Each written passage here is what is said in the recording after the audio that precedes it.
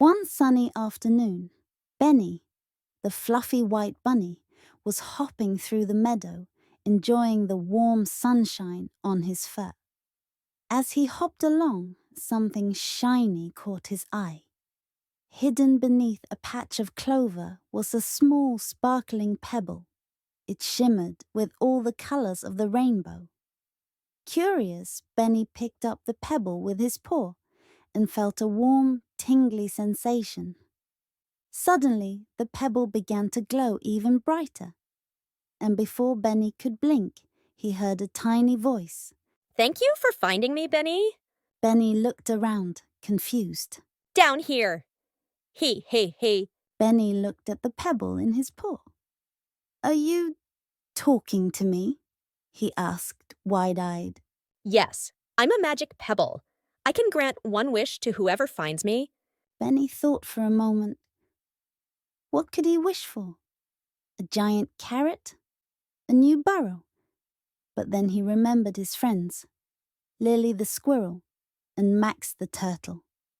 They had been wanting to visit the sparkling lake on the other side of the forest, but it was too far for Max to walk. I wish for us all to go to the sparkling lake together, Benny said excitedly.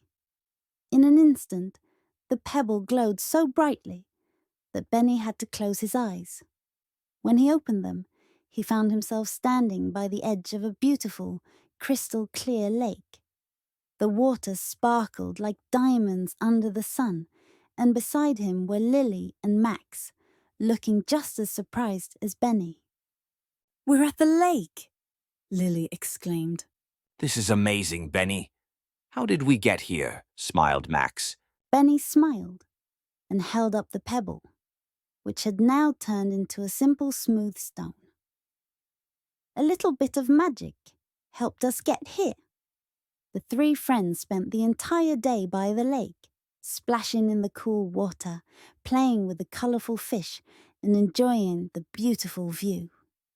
As the sun began to set, they knew it was time to head home. Thank you, Benny, Max said. This was the best day ever. Benny smiled, feeling warm and happy inside. I'm glad we could all be here together. That's what made it so special.